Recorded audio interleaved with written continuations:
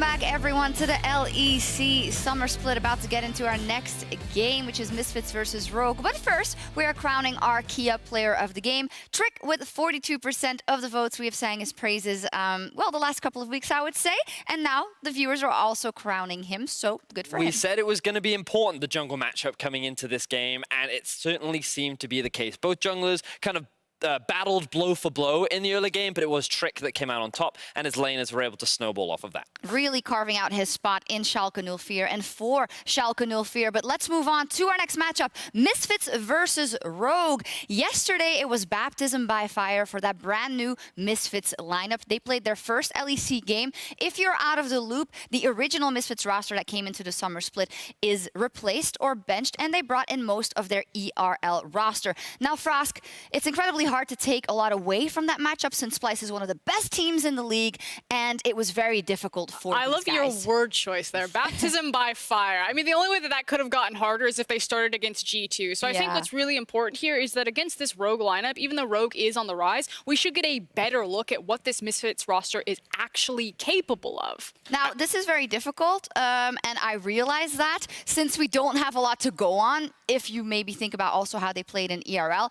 But one of the problems of the original Misfits roster that came into this was that there was no clear vision, no identity, who the main damage dealer was. Nothing of that was really coming out. If you had to theorize, who do you think are the upstarts that we're looking at here for Misfits? Well, it's got to be Leader.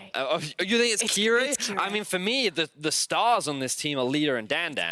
I think that if you're looking for lanes to play through, these are the ones that they found so much success with when they did it in EU Masters and when they do it domestically. The 1-3-1 style that they typically like to play has netted them a lot of success and can catch a lot of teams off guard. The thing is, what we haven't been seeing from Leader recently is the pop-off performances that he's had, that he's made a name for himself leading up to this part in the split, and I'm hoping we finally get to see it today. For instance, also in EU Masters, because we saw a lot of these guys in the Rogue versus Misfits matchup there, that Misfits won, and this is an example of a series where Leader did pop off. Yeah, he managed to go in with the Z pick. Many people were like, whoa, you sure that's okay? You sure you can execute upon that? And he did so beautifully. Anytime someone locks in a Z, everyone's like, are you sure? Is this okay? Can he do this? And he absolutely delivered. It's a very highlight-worthy performance. And as Vettius is saying, I would also love to see, like, anytime Zed gets locked in, I get very excited for that. I don't necessarily think that's going to be the case. But one of the issues with Leader seems to be that he has a, I don't want to call it a small champion pool, but kind of his go-to. Predictable, maybe? Yeah, predictable is probably a better word. His go-to champions. And if everyone knows what type of style he likes to play, that he's a feast or famine, assassin, highlight player,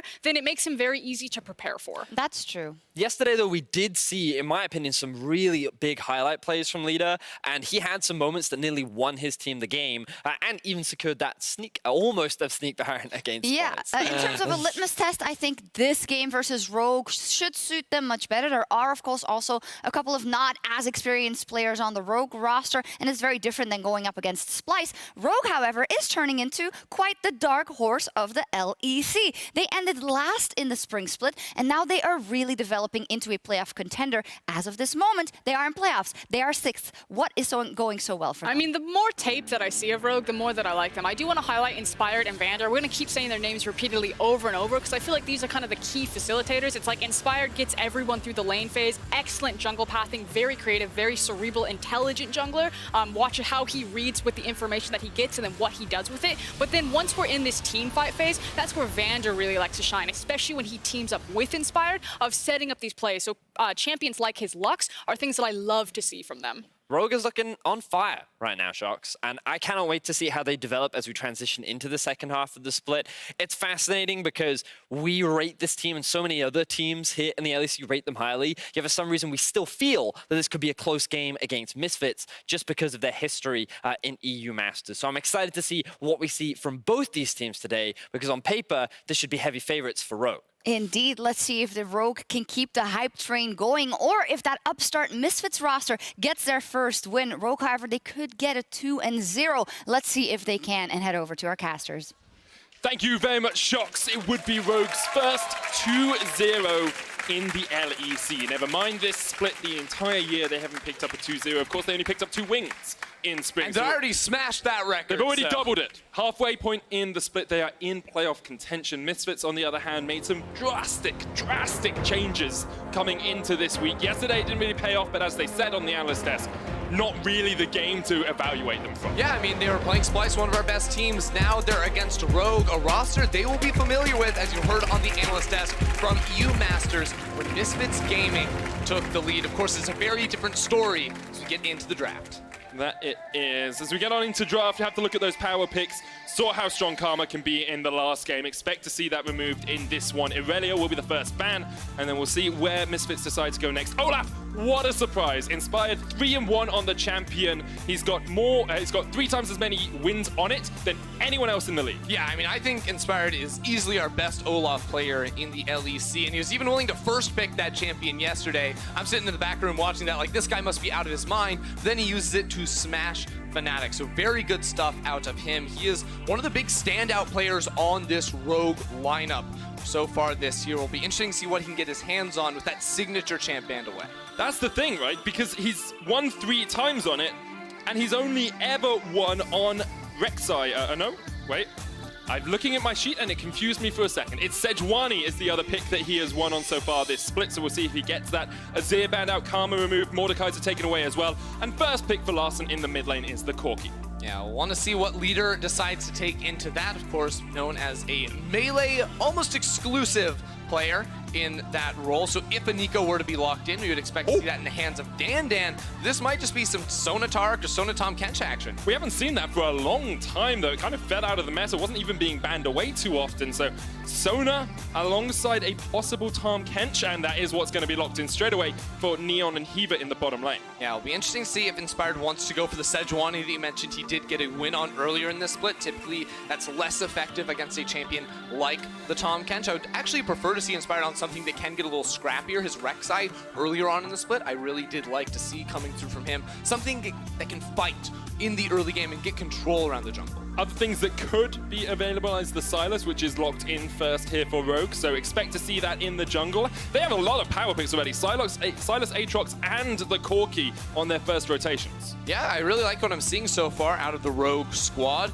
Again, some late game security with that Corki and strong mid game with this Aatrox and Sylas for sure. They can also wait on that bottom lane pick. They already know what they're going to be going up against. There's a lot of counter pick opportunity on the side of Misfits, and I think the Kiana fits right into Leader's wheelhouse, Medic. Yep, it definitely does. Plays AD Assassins, that's what he's known for. We heard from Durr earlier today. He's got the int out of his system. Now he's ready to party on Summoner's Rift, and what a champion to do it on. We've seen how effective it can be, but we've also seen it fall short from time to time. We definitely have. It's a champion that when it looks good, it looks real good. And they're already setting up. I mean, we talk about teamfight ultimate tools. The Kiana next to a Sona is going to be absolutely devastating against the side of Rogue. Now, I'll be curious to see what they decide to go for in the bottom lane for Roulite. Something that we did used to see against the Sona as a pretty good option was the Varus. Basically because his E would apply that Grievous Wounds, it would cut through a lot of the healing. The ultimate would also mean it was a little bit easier to set up 4 kills around that bottom lane if you did want to bring your jungler into the area. Yeah, Roulite having played mostly Sivir, Xayah, hasn't picked the Varus yet this split, but we haven't seen it that much so far across the course of the LEC either. With Rakan taken away, we know that's probably not going to be Xayah in the bottom lane because she works too well with Rakan and not that well without him. But I would really like to see a pushing bottom lane, you know, put some pressure on. Even maybe pick something like G2, take the Morgana, take a Blitzcrank like Origin did in the spring finals. There's definitely a lot of options here, but what's most interesting is that Rogue, like how often do you actually practice against the Sona Tom Kench in this situation nowadays, with it falling out of players' good graces in the last few weeks here. Haven't seen that in quite a while now. And for Misfits, their opportunity is now to counterpick up in the top lane, I feel, up against this Aatrox. If they want to go for a range top laner like the Nico, perhaps, was something that Dan was very good at back at EU Masters, but instead they can just go ahead and show an early game power jungler for Kirei. The Elise is a pick that I do think he looks quite good on Medic. He always looks very strong on these junglers that can have an impact in the early game. Looking at things like Talia, like the Elise, expect to see him making some big plays. Look towards mid.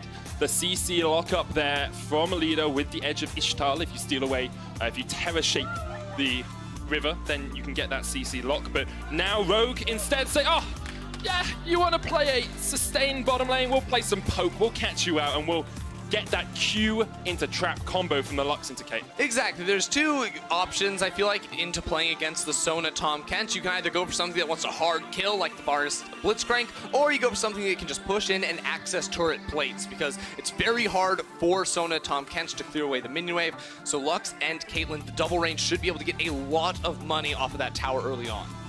And now Dan, this is a classic for him. I remember watching him last year. Jax is one of his pocket picks. Playing it in the top lane, probably into the Aatrox, we have to expect Larson will be taking Corki mid. Exactly. The Jax is a very good matchup into Aatrox. Typically, people consider it strong because come side laning later on into the game, you know, once you've got a Trinity Force and a Tiamat on this Jax, you should be able to just win out. You get priority over the minion wave. You win all of these extended trades up against the Aatrox. So it definitely has the ability for Misfits to unlock a sort of split push win condition for them if Dan can get rolling.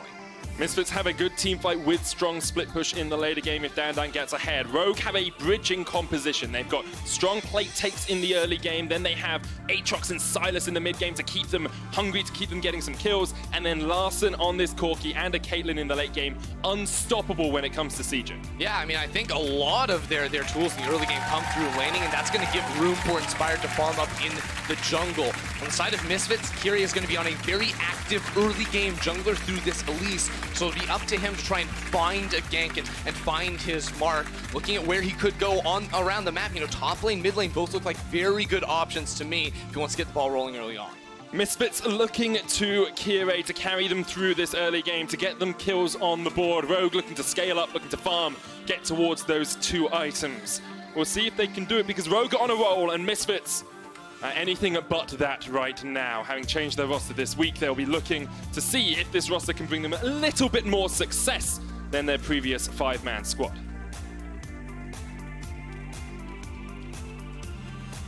And as we see Larson there taking a deep breath, getting ready for the game, getting ready for the action, we will jump onto the Summoner's Rift once again. Second game of the day.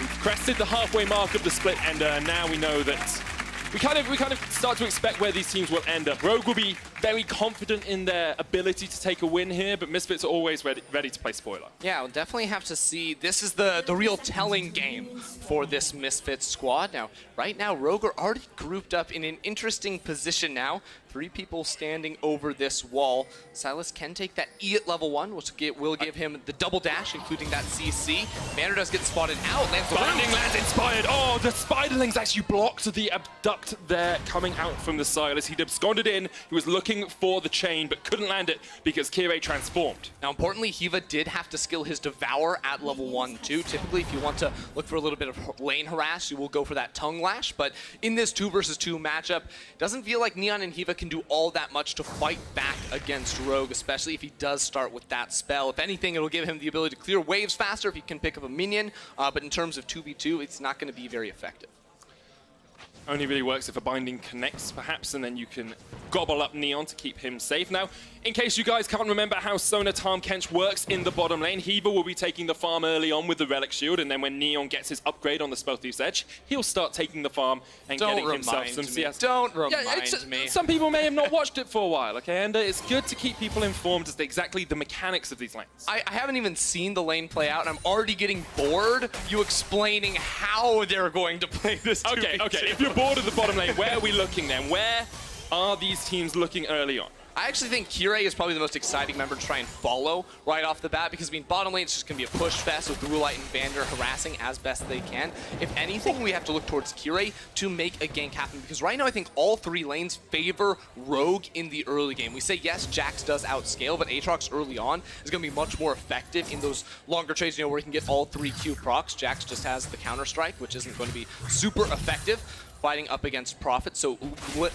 wave control will be in his favor. Now it's up to Kyrie to find a gank. And I think mid lane you do have some ability, right? Because there's no cleanse on Larson, that if leader, now that he's level 2, can pick up that Water Blade and look for a route. There is the ability to maneuver around this lane, but very good vision from Rogue in that bottom river to spot out this Elise. Yeah, Kyrie spotted out straight away on a ward that came down from the Rogue bottom lane. Do want to bring attention to the fact that... Oh my god, Kirei just flashed that wall. Wait, he flashed? Yeah, he went flashed over. the wall. Oh, he's just going for the fight. We wanted aggressive plays from him, but Inspired is here in time. Kirei will go up. He doesn't have anywhere to come down. Straight onto the face of Inspired. And now the fight begins. Hiva going in with a Devour. Kirei forced away. Ticking down with the Ignite. Will land another shot, but you don't want to flash forward any further. The binding can't quite connect. I mean, that was almost an insane play. And then it turned out to just be an insane play. He walked over a ward that was placed after Rogue had already pushed the lane, so maybe he should have known that was in the river. I'll see that in the bottom corner of your screen right now, Kirei rather, just like, yep, I'm gonna peace out over that wall. Meanwhile, Inspired was sitting right next to him on the Krug camp, so he had an easy counter gank opportunity to get the flash out of the Spider. Inspired was already positioning for the counter gank as well in case it did happen, so good read from Inspired there on the Misfits jungler. Maybe didn't expect the flash over the wall, but you still have to be prepared for every eventuality. That's the word I was going for. That'll work. Yeah. Rogue continuing to get pushed in the bottom lane, but here Kirei and Inspired are going to meet up. Hiva almost stood on a trap there. Warlock getting trades in, looking for the headshot. Will land it onto Neon. Yeah, I do want to point out Inspired's pathing, though. You know, after resetting there, he knows Kirei very likely going to come up towards the top side of the map. There were a lot of rogue pings on that top side jungle. To me, that indicates that Inspired is telling his team exactly where Kirei is going to be. So he comes up knowing he has the red buff advantage over Kirei, who only had his blue buff. Also, the flash mismatch meant that Inspired was going to have more control. So he comes in, he gets the easy scuttle crab, and also calls for Prophet to put down that ward on the Misfits Krug camp. So in, 5-10 seconds when that does spawn, if Kirei were to be up there, he would be spotted out. It spawns up, he's not there, so he must be bot side. Really good read there, and working out exactly how these junglers are tracking their opposing mans. We've already seen the bottom lane. Misfits getting peppered by bullets coming out from Woolite, and Vander's spells slung towards them. Those turret plates starting to fall down, but teleport comes in from Neon just to get back in the lane and hold this wave where they can. I mean, I just love the vision game from Rogue continues, too, because with that push in bottom lane, Vander walks in. He's being told this Elise is probably bot side, so he pops the vision cone, sees there's no Elise, no camps up down towards that side of the map, and then Larson walks forward and puts that control ward up in the river. So Kirei has no way to actually enter into the river. Now that he's pathing back towards top side, they're going to see him on that ward again. So this is just complete macro vision domination by the Rogue squad. And this is the sort of example you bring to someone when they say, but Rogue can't be that good, right? They can't be so good at tracking the enemy man. Yes, it's against Misfits, but early game, this game is still even, and they're doing a perfect job of tracking exactly where Kirei is and shutting down one of the main win conditions for Misfits, which was Kirei getting his lanes ahead. Yeah, and I mean, talking with some coaches in the league, they say that Inspired is a very smart jungler, and they feel he maybe plays on instincts. When I look at this game, this doesn't seem like instincts to me. He literally just knows exactly what's going on, and yes, the rest of Rogue is being called in towards this, but this is something that you don't expect to see from a team that was just He's got smite, guys. It's fine. It's fine. Vander's gonna have to flash this wall. Oh! Supreme display of talent. Vander dodges back away from it, but Leader's there for the chase. Burst blood to Misfits.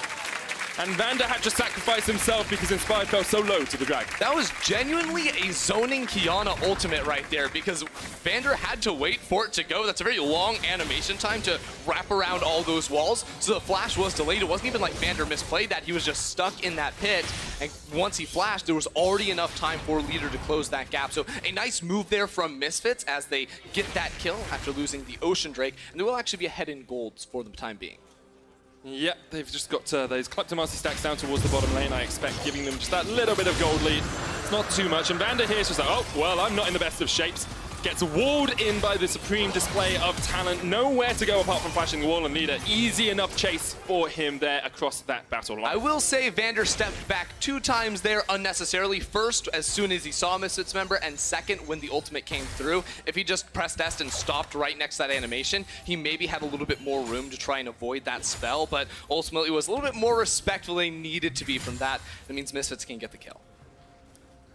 Good stuff all around for Misfits to find a fight. Look at the bottom lane gold at the moment. It's about 3,700 on the side of Rogue and about 4,100 for Misfits. You have to add it up when you see a Sona Tarm Kench lane, of course, because of the split CSing that they'll do. But now with the plates falling for Rogue, they'll start to eke some of this gold back. Yeah, and you have to remember that Vander, while he's going to be proccing his Spell Thieves off of enemy champions, you also proc that off of turrets too. So even when Neon isn't in the lane, you're not getting that down, you can still get some money for yourself. Leader taking a little bit of a trade there, slinging some spells towards Larson, but Larson just dodging back towards his tower. Has about a 12 CS lead in that mid lane with Kleptomancy on the Corki, knowing how easy it would be for him to harass a melee matchup in that mid lane. Inspired working his way up towards 6. We've highlighted him a lot, but now he needs to get towards that hijack ultimate and start stealing some spells. Yeah, he should hit it off of this camp right now, and he had placed a ward on the enemy blue buff, so he was saying, okay, I get level 6, now I can walk into the enemy blue. My bottom lane has priority too, but Misfits are just getting out of this lane almost immediately. They should not be able to stop him though, because Kirei has sacrificed this camp. He's fully committed up towards that top side of the map, saying we can go ahead and farm these Krugs. The blue buff is not going to be the end-all, be-all for me. Leader is also being pushed under his tower pretty consistently, so it's not going to be a difference maker in that mid lane either. What is the end-all, be-all for Kirei? Because we wanted him to get some early kills. That's what we expected. That's what we talked about a lot in pick and ban. They've got one, right? Leader, Kirei wasn't really impactful in that, didn't even pick up an assist. But at what point do we start saying that this Elise pick hasn't worked? I mean, I think what we need to see from Kirei is him making moves with Leader. Now, that doesn't necessarily have to come right now. I would personally like to see him try to get a flash off of someone like a Larson, but ultimately where Misfits comp can really excel is, you know, once lane assignments sort of break up and you have a Keon in a side lane, you can then move Kirei through the Fog of War. You also have the global ability in the Tahm Kench too. So you have a lot of tools to try and roam around and find picks, but not when you're always on a ward. Okay, here's the thing, right? Let's just have a look down towards this bottom lane observers, please, because I want to highlight this control ward coming out from Misfits. That's not in the bush. Oh, no. That's not stopping anything from being in that bush. Question mark ping did come down on it, and Kirei's just like, well, there's enough vision around here for Rogue anyway that they're going to spot me out, even if that control ward was in the right place. But when you're looking for ganks from your jungler, you need to place them in the right spot. Yes, you do. You also need to get some control back because there's wards everywhere inside their jungle at the time being. Now, with Kirei's presence down in the bottom lane, even though he was on vision, it does mean that Blue Light and Vander do back away, so it gives time for Hiva and Neon to push out that wave. Though unfortunately, don't know if they'll be able to get that turret plate. The minions are trying to do some work here, but ooh, a laser beam from Vander actually used to clear the wave. And the money does eventually go the way of Hiva. I was watching on my own monitor trying to figure out what was going on. Larson trading with the leader in the mid lane while that bot lane action did happen. Misfits with a 500 gold lead, 400 or thereabouts actually, at the 10-minute mark. Inspired's going to start up his second objective of the game in the form of the Rift Herald, and Kirei is down towards the bottom side. You said you wanted to see him burn a flash on Larson, well that's what he's trying to do. That hasn't been successful as of yet. Ziplaning just like a talent straight into the cocoon. Larson can't even get away! Misfits strike, the bang sink in, and Kirei takes the kill. Beautiful gank there from Kirei, getting the setup there with the Water Blade from Leader. I think the ultimate from Leader went onto the wrong wall, but it was still enough to get the kill right there. Inspired does pick up the buff, but can he get away? Gets the Rift Herald. He's trying to try and dodge away. Prophet here, down on his way, but Kirei goes straight into the face of death and now goes up with the Repel. Prophet's going to flash the wall. Kirei on the chase. Stolen away, Repel, but still Inspired falls. He tried to get away. That was almost beautiful, but Inspired did not survive. WTF, 2 spiders? What's going on here? Inspired almost getting out of that fight. They did buff Elise in TFT. Dan trading here onto Prophet though. Has the counter strike. Prophet's going to try and get away, but Dan still has the flash, and Prophet's going to pop the World Ender. Flash away. Dan with the chase. 2 kills to the Jax, and that ball is well and truly rolling. So that's a little preview there. The Jax versus Aatrox matchup. You can definitely find those fights on towards him. Not even waiting for the Trinity Force. That was just one phage and a Tiamat to be able to run him down inside that lane. Knew that Prophet had burnt the flash in that last little trade as well, so even if the Infernal Chains connected, Dan knew he could chase in. This is looking very good for Misfits early on. You know, we said Aatrox should win the matchup top early doors, but now that Dan has 2 kills, he's in a very strong spot. Bot lane's pretty much even as well in terms of CS and in terms of gold. And Rogue, they do scale well. They had some laning strength, but they haven't really been able to utilize it. No, not just yet. Falling down about 2,000 at the moment, but that being said, they do have some pretty strong scaling in terms of 80 carry marksman later on. Now look at that, bumped straight into the cocoon. Brilliant stuff there from Leader and Kirei. And then the roam up in towards this top side jungle. Inspired, of course, stays a very long time to make sure he can pick that one up. Now let's see how this happens, because the first thing he does is he flashes the wall before the Repel came down. If he wanted to wait, then maybe there's not even a trade at all, but he knows he has the Repel to try and bait that damage down. He gets the 1-for-1 trade, but as you mentioned, Prophet did lose his flash, and that led to that 1v1 going the way of Dan. And they said on the analyst desk they thought maybe Leader could be a carry for this team. We saw him go 3-0 yesterday. Today he's having a strong performance early on as well. Wolat and Vander push back just a little bit in the bottom lane as Heaver gets some harass in, but until we see, you know, those 2-3 item team fights that Rogue will be looking for, I'm not too concerned for them. However, Misfits have started off a lot stronger than yesterday. Yeah, they have, and you know, Kirei now with a little bit of an experience lead, Inspired just taking over to level 8 too, so even though early game he was being spotted out at all times by Rogue, he definitely did a good job farming on up and finding those couple of kills right there. It means he has a lot more control in this map too, as Leader pushes out the middle lane, gives him the support, and also with the bottom lane from Rogue rotating up towards that top side of the map, it means it's a very free Infernal Drake for them. It's actually a little bit interesting here that they go for this play because there was no Herald for them to take. They already had it. So yeah, instead, but they're going to try and use it before the plates go down. Exactly. That's going to be the call from them. So that usually what we see is they'll trade for the objectives. Right now they're trading for that Infernal Drake on the bottom side, and they are going to get this charge off for probably 3 plates here if they can get a couple extra autos into. And they get the plates down. This fourth one should not fall. We've got about 5 seconds. Let's see if they get it, but I don't think that's going to go down just in time. They get the tower, get 4 plates off it in total as well, so it means that they even out that gold discrepancy. Look at that top lane difference now, though. 1,000 gold in the lead is Dan scaling up towards that Trinity Force, but the package is coming in.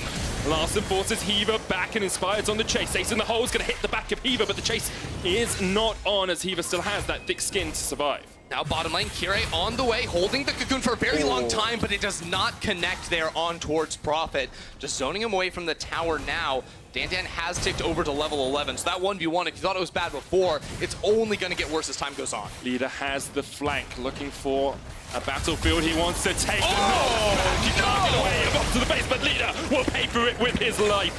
A 1-for-1 trade in a skirmish in the mid lane. Misfits still looking for it. Rogue set up towards mid. We're trying to take the tower, but can't quite find the push they want. That was some damage right there from Leader onto the support of Rogue. Unfortunately, he trades his life in the process. No flash up for him.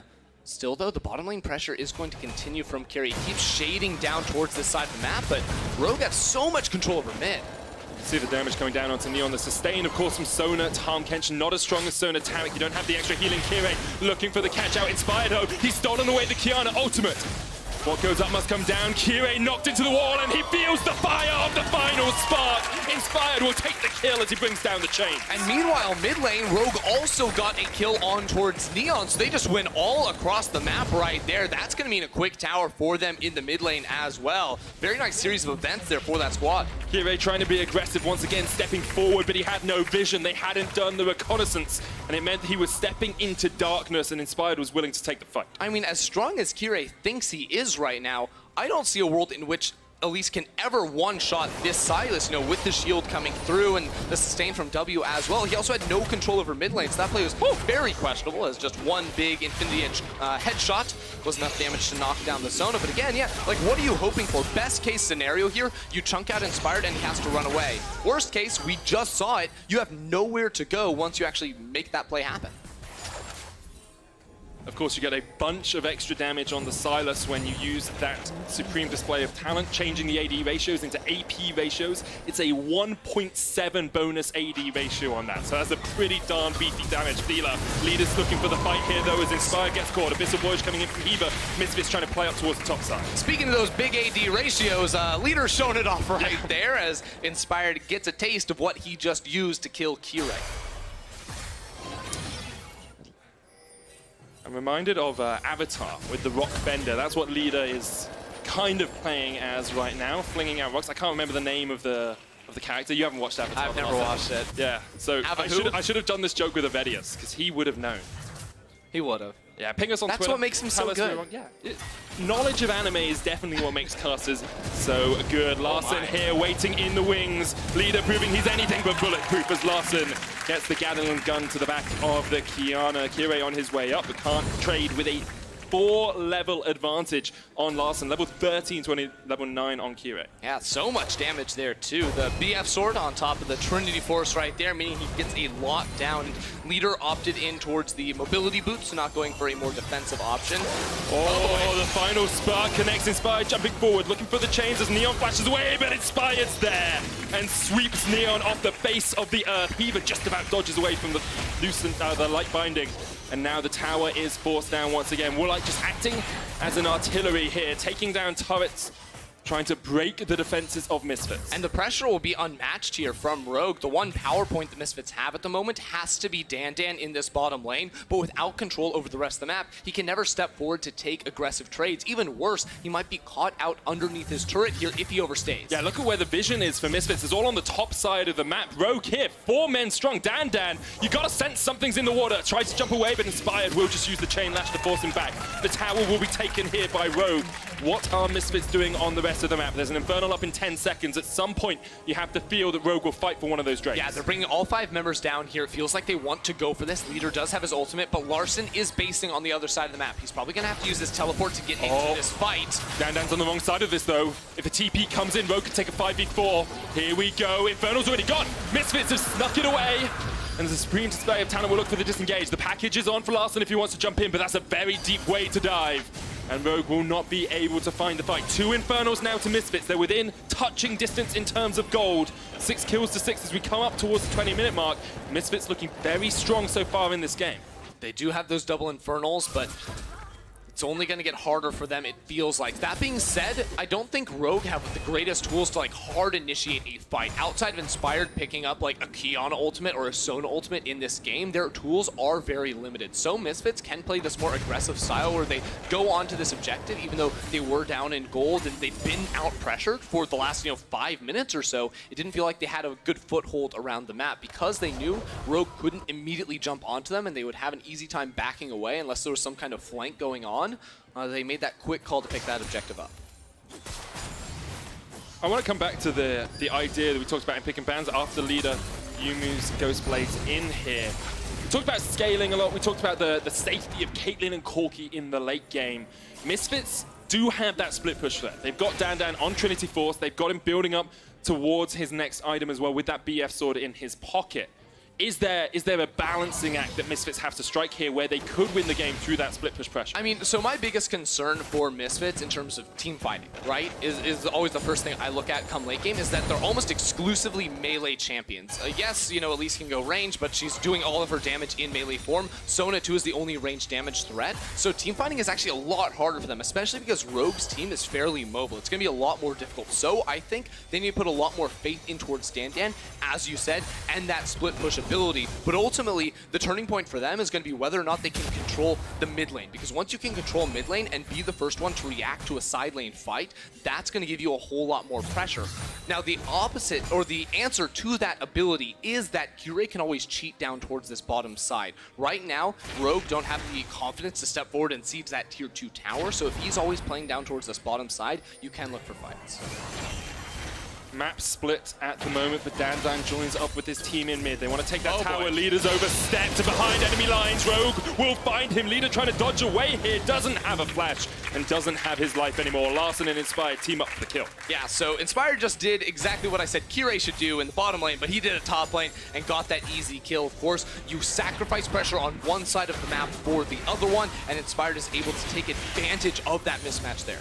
It was good timing as well from Rogue because Dandan had rotated up towards mid, so even the pressure he would have had on bot lane was alleviated by the fact that he wasn't in that lane. Inspired still looking for Kirei here. He's been working in his jungle. He's stolen away the supreme display of talent, and now he's looking for the kill. Cocoon doesn't land. Kirei's burnt everything he has. Looking for the repel as he goes up. Here's Abyssal Voyage, though, as Tarkes joins the fight. Inspired tanks it up. He goes golden. You can't stop watch there. It's going to be the end of your life. He gets taken out, but the supreme display of talent is used. Kirei devoured up by Heaver as the fight continues. Neon now joining the fight. Woolite going forward, looking for the tower. Can't quite take it. Extreme overconfidence there from Inspired. Going underneath the tower. Just, he said he had the stopwatch. He thought he could make that play happen, but ultimately not enough when Kirei has the ability to repel. Hiva also entering the fight with the Abyssal Voyage to devour him up. Meant there was just too much there from Rogue. And still very, well, honors even pretty much in this game. Misfits do have those double Infernal Drakes. Remember that as we get towards some more of these larger scale fights. It feels like we've had a lot of brief forays, some guerrilla warfare, a few skirmishes, but I'm looking forward to a big battle here, and I'm looking forward to spells flying left and right. I'm not looking forward to watching this replay, because Inspired just dived too greedily and too deep. Yeah, don't know what to say about that one right there. Better luck next time. It's a big XD from me. Heaver in the right spot at the right time. Talked about side lane pressure. Of course, Abyssal Voyage can always give you that. You can see the reaction speed from the Tahm Kench gets towards his teammate. And with the Unsealed Spellbook, he's got the ability to come in and exhaust and ignite and use all of those extra utility summoner spells. So we've talked about Dan in a side lane a lot in this game.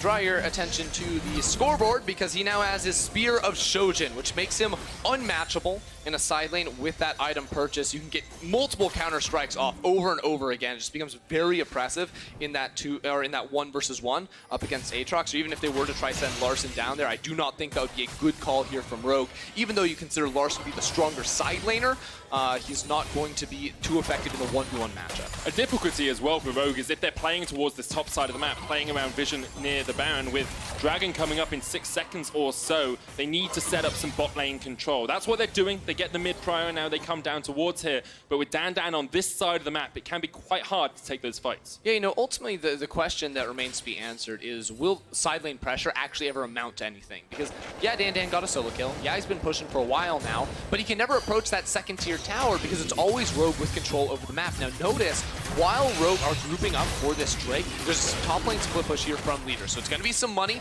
into the pockets of Misfits to trade for this objective, because I feel like they know that they don't match up super well in that 5v5, even though they have the gold lead. Yeah, even though they have the gold lead though, their team fighting isn't as strong. We talked about it, you do have Sonar Taric, which helps out in those team fights. You've got Qiyana, who is a better team fight assassin than perhaps a Zed, but still not as powerful as going for this split push. And something we talked about in the last game was armor being stacked up against someone like a Qiyana who goes for this lethality. Have a look at Rogue. Only one Ninja Tabi sitting on them at the moment. Apart from that, no armor on the rest of the squad. If Leader finds someone, he should assassinate. Yeah, he definitely will. And I think there's a lot of mixed damage threats coming in from Misfits that would dissuade Rogue from like all-inning on one resistance type. You know, Elise doing quite a lot. Of course, Neon now with this Lich Bane is going to be very effective. And when I say that Misfits are outmatched in the 5v5, I don't want to say that they can't win one, because we're going to see a Leader ultimate, you know, possibly that just wipes Rogue out. You know, you can try to team up on these ultimates, and I think that if they can layer those two down, even a multi-man Counter-Strike, there are tools that Misfits do have at their disposal. I just think it's a lot more delicate to execute from their side, and that's why I would give the edge over towards Rogue. I think that's on-point analysis there, and very easy to understand that Misfits do not have as easy a teamfight composition as Rogue, who could just have this double AD carry front to back. Prophet stands on the front, Inspired steals away a couple of ultimates, and you're in a very good position. Now Misfits setting up towards the Baron. Qiyana has pushed in towards the side of this fight. They really still want this mid lane tower though. If Misfits can break this open, it just allows that split lane pressure so much more. You need to get this so you can step deeper and get those wards in. And what Misfits are really doing right now by sending so many people towards the top side of the map is they're trying to put Leader in a position for a big ultimate. He's on a flank at the moment. Look at his positioning coming in over this wall. This is what they're setting up for. It's a bait on the Baron to set up for his multi-man ult. Double Farsight Alteration used. Now Misfits can turn back towards it, but Rogue say, okay, we'll go mid. You can go for the Nasher, but we're going to go for the tower. They'll take it, and now the rest of Rogue are going to collapse on towards this. Not the quickest Baron take here from Misfits. The final spark will find its mark, and Misfits maybe have to back away. They're still on the Baron right now. They're still doing it. Rogue trying to check everything. Dan has the flank, 7,000 HP, but look at Leader down towards the bottom side. Misfits have to be able to find the flank here. Leader going to try to look over this wall. He goes in! The rest of the team aren't there, and he's just assassinated. Abyssal Voyage doesn't get there in time, and Heaver feeds himself to the wolves. The fight we expected culminated in two big misplays for Misfits. They set everything up with Leader on the side. They made the call, but there was no team around him when he hopped over that wall. Now it's just Kirei sitting over this wall. Can he steal this Baron, Medic? Misfits have looked so strong so far this game, but you have to find this steal. Kirei goes in, repels up, but he's not there. He still has the flash. Baron down to 2,000, Dan in the pit, and maybe Dan can do it. Look at Neon, he's going to take down Prophet. Kirei's dead, but Dan's in there, and the Baron's low, and Dan gets it, and Misfits have somehow found the fight. Absolutely unreal. Wulai now trying to turn around, but there goes Dan. Dan, so good they named him twice, takes the fight triple kill to Neon, and Misfits show they are still here in the LEC. Misfits had no business around that Baron. They started it up and they threw the fight, but come up huge there with Dandan finding the flank into the pit. Rewind 1 minute here in our Alienware replay. Again, eyes on Leader coming over this wall. He sees a juicy Woolite, but where's his team? They're all stuck in the pit. They're all turning back for that objective. His ultimate does absolutely nothing. Kiva also loses his life, and that signals Rogue. Easy Baron. And this is the reason you live to fear Misfits Dandan on this Jack. This is the reason it's his pocket pit. See this one more time. Rogue are stuck inside of this pit. So Dandan is going to flash, land the counter-strike onto Inspired, instantly burst him, then turn onto the Baron for the damage to get that buff as well. Not only does he finish this with a triple, he also steals the objective. Want to give credit to Neon there as well. He fought off Profit by himself up towards the top of that fight. Was able to assist Dandan in getting those kills. He's now building up towards a Rabadon's death cap, but what a play from Misfits. Everyone was expecting Rogue to win out, and Misfits come out on top. And now everything changes for Misfits. Now that they have the Baron buff, Dandan's split push is unlocked. He was unable to ever step up and hit towers earlier in this game. Now with those minions being so much tankier, he is completely free to do that. He goes into the top lane where the inhibitor is the turret that is exposed. And Rogue are probably going to have to send multiple members if they wish to deal with him within the next, minute and a half that they have Baron. And here's the thing for Rogue. You're on this winning spree. You've beaten Fnatic, you've beaten Origin, you face a Misfits who changed their squad coming into the week. I'm sure they didn't think it was an easy win, but they probably thought it was a less intense win than against someone like one of our top teams. But here, backs against the wall, this is where you prove you belong in playoffs. This is where Rogue have to show us that they're made of tougher stuff. Misfits just trying to siege up these towers. They have the Tahm Kench to rotate to the side lanes. And, I keep talking about Dandan, but I have to mention he's level 18 at the moment. Leader is the only other member in the game that's even close. Level 16 Larson as well, but it is a massive lead for him. And now Misfits are going to try to control all areas of the map. They're going to send Dandan by himself because he's the strongest member. Kiri's going to rotate between the two-man group that's sieging mid lane and also Leader in the bottom lane because he is more vulnerable on this Kiana, and they're going to try to crack into the base. That is the key for this composition. Can they break one turret? If yes, then the game gets so much easier. Clock is ticking, 50 seconds left on the timer. Abyssal Voyage down towards the bottom side. Double crescendo, Leader jumps in, but the stopwatch from Inspired is good. Teleport coming in as Neon almost falls. Devour used by Hiva, but the final spark finds its mark and Leader's down. Neon's the next one to fall. Vanda's still alive, but Dandan split pushing. Dandan is still pushing in the top lane. Prophet, the only one chasing forward here. Larson's going to stay as well. Can they get this kill? It looks like yes, but they are losing their base medic. Dandan there with Woolite has taken down the inhibitor. Triple kill goes over to Larson. Rogue were able to defend the flank that Misfits found. But now Kire is going to start up the Mountain Drake, and it's just time ticking away. The inhibitor was broken. That's what we wanted from the Baron push from Misfits. But did they sacrifice too much in the bottom lane? I don't think so. With getting that inhibitor up in the top lane, it gives them more room now. Now that the Baron buff has expired, they can still continue to siege. Now Dandan's option is go down into that bottom lane and push on through. We saw that play from Misfits was not actually about getting a winning play down bottom lane. It was just about buying time for Dandan to make work and to try and pull every single member of Rogue for this play. So they started off, they do have the numbers advantage, but importantly, Inspired has the Zhonya's Hourglass, who is able to survive a little bit longer than he would like to. That means Leader is caught out, he's going to die as well, and Misfits tanking up the turret will fall down through this exchange. But the important play was that they pulled Larson down to that bottom lane, so he was no longer able to wave clear up top and defend against the Dandan push.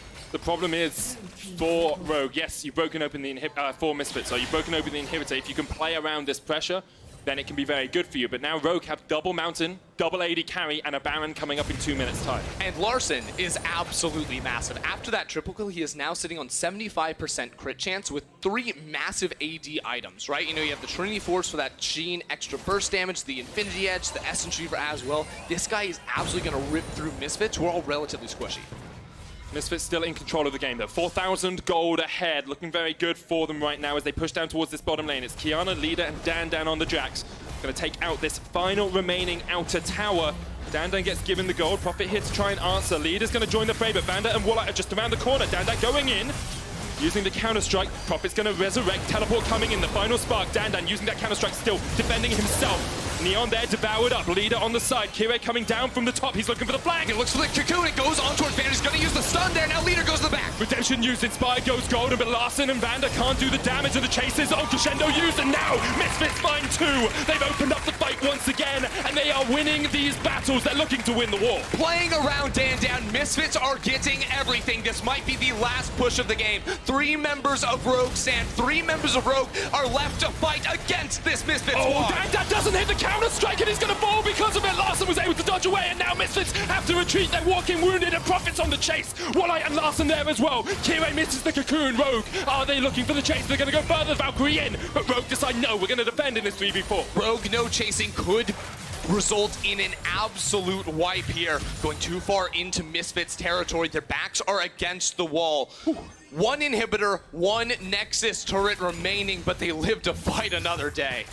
This is the moment you prove you are made of the stuff of playoff contenders. I was going to say champions. I think giving Rogue that sort of banner is a little bit preemptive, but if Rogue can win a game from this far behind against a team that's playing this well, I think they prove to the world that they belong amongst the best in Europe right now. Now, the reason it starts out so well for Misfits is because, again, Dan so incredibly tanky, but also you have a teleport, you have a Tom Kench to get into the fight. We're not going to have time for that because Rogue are on the Baron. Double mountains on the Baron, but Rogue have locked themselves in the pit. They're surrounded by walls. Neon looking for it, but already that Dragon, then Baron goes down. The flank is on. Dan has teleport. He's going into the base. Misfits, they are not looking to fight. They're just looking to stop these recalls. They're going to do it with P.Va in the back line. P.Va on the back line, but he's going to fall now. The Crescendo coming out. Dan's in the base, but Larson's got back, and he's able to defend for the moment. Now, Dan still wins this battle. He's going to walk the minions in. Vander trying to channel recall. He ends up canceling it. There's no time for Rogue here, but they are going to defend against that push. Larson's defended it, but now it's a 4v2. It's only Larson and Vander to do this. Counter-strike not yet used from Dan going in, looking for Vander, can't quite find it, and now Larson's going to open up with the Gatling gun. Putting bullets into the back of Dan, but now the rest of the team are here. Exactly, because Dan was creating so much pressure, Rogue had to try and run away. They could not turn to fight. 3 members are down. This is the final push for Misfits. Kirei just wide with the Cocoon, no flash on Vander, that would have connected. Larson there, trying to clear out the way, but look at the damage coming out from Neon. He can't do it, Leader flashes in, and Misfits have done it. Vander can't defend 1v5, and this is incredible. Misfits change their whole roster, and then take the win.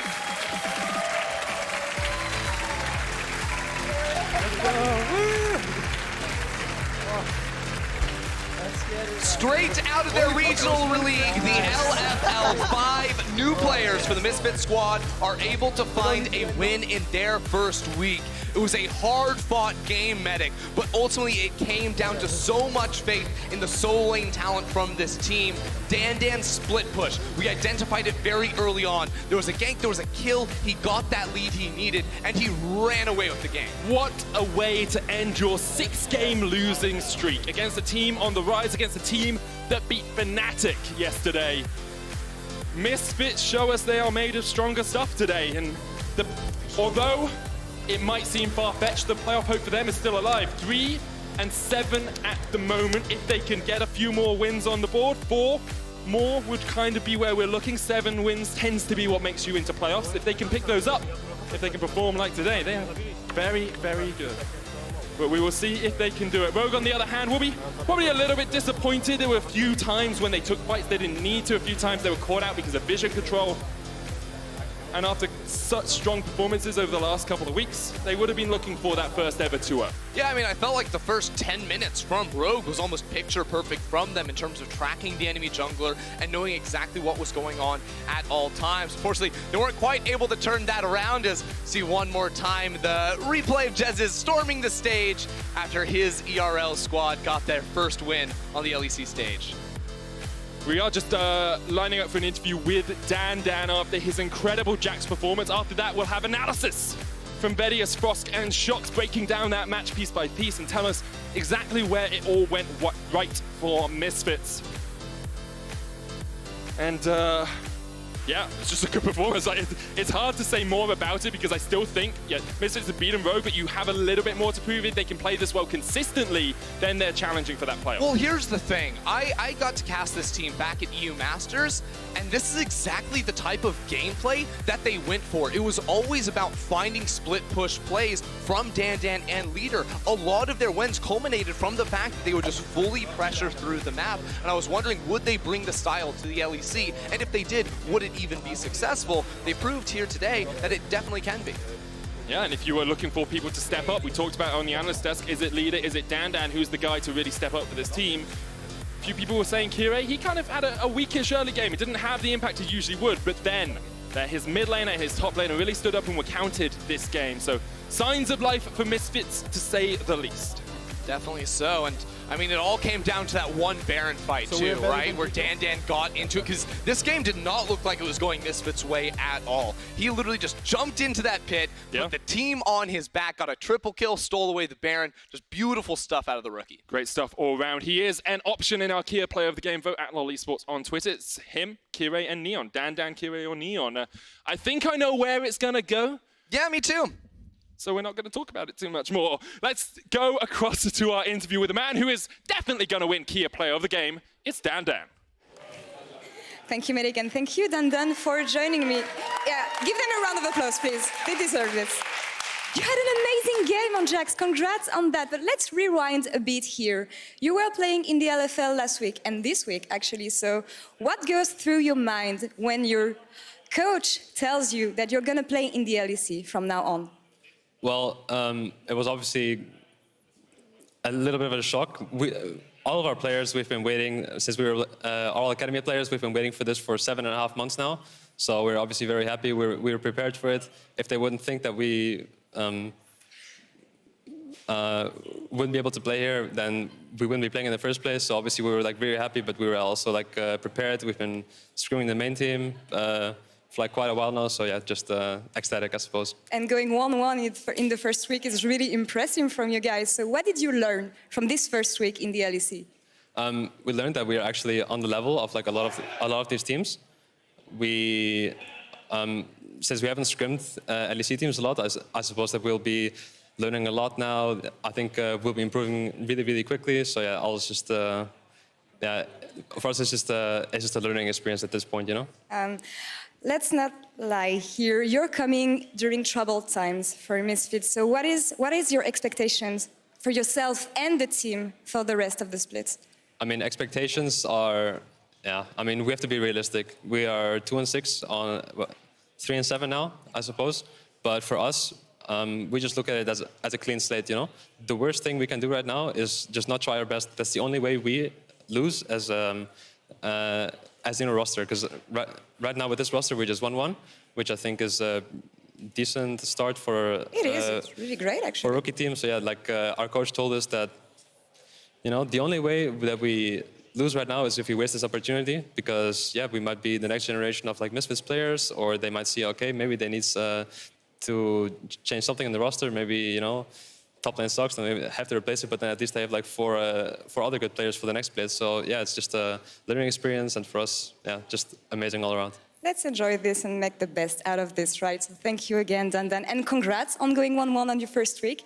And for more on this game, let's hand it over to Shox. Thank you very much. We were just quoting Dan here. Super eloquent. Yeah. The only thing that we could do wrong here is waste this opportunity. Yep.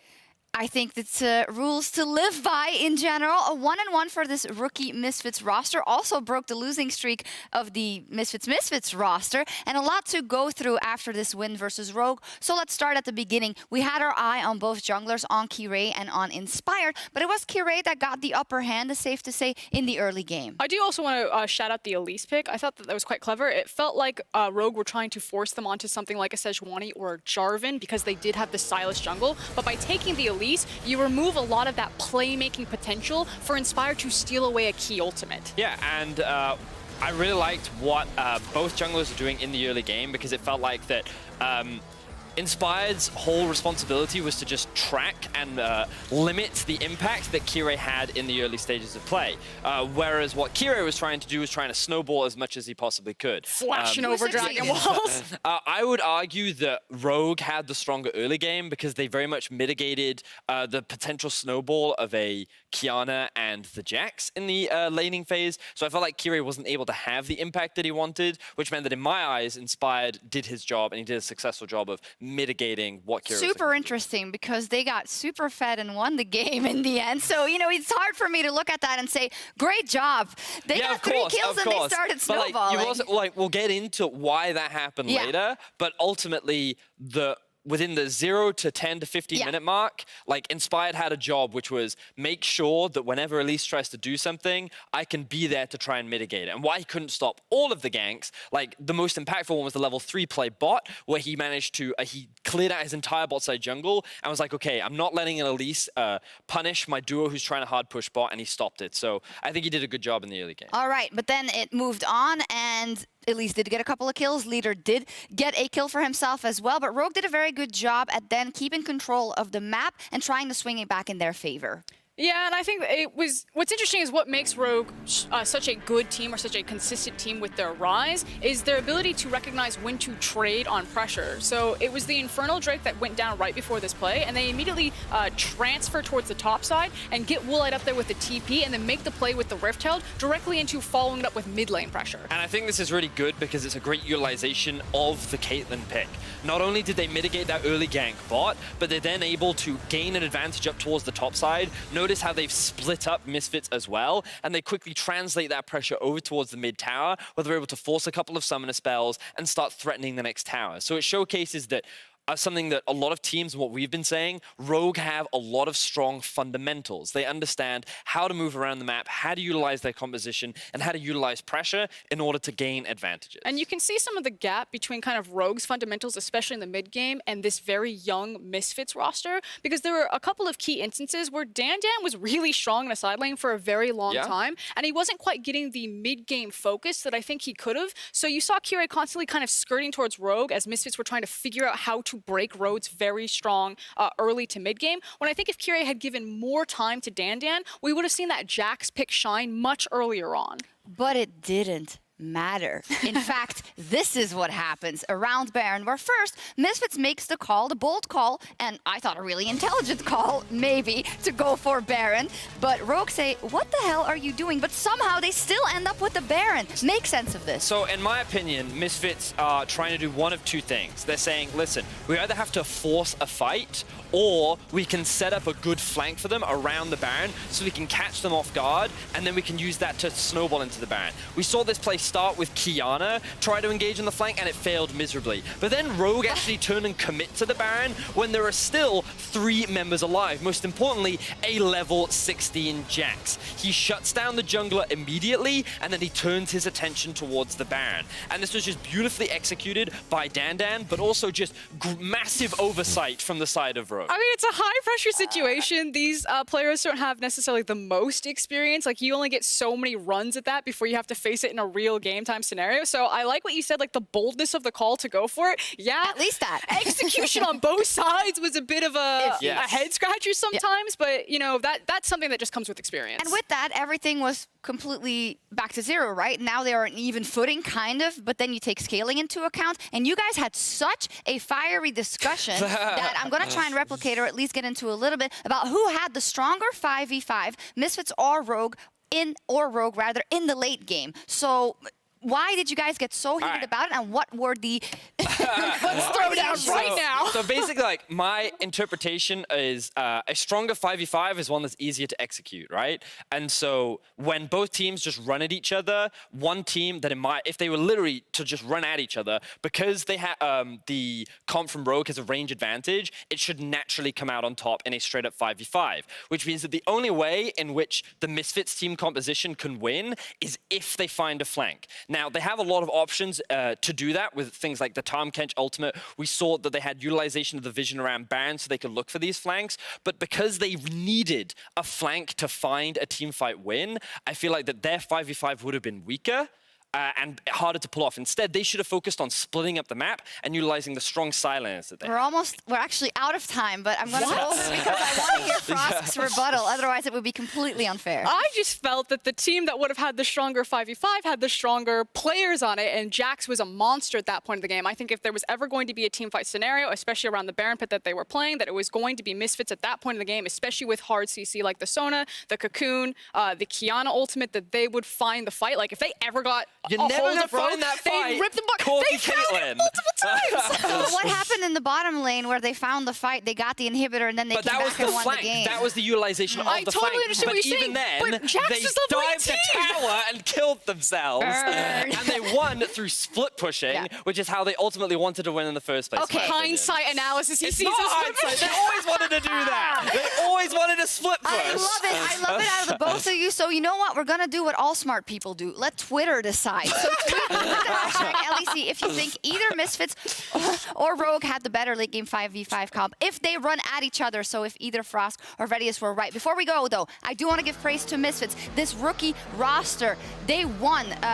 And not a lot of people said that they could do it. So I think we're going to have to talk a bit more about that in PGL. But now we have to move on. Coming up next, Origin are looking to take a big step towards playoffs against Vitality. See you in 4.5. We need to cool off. Let's go.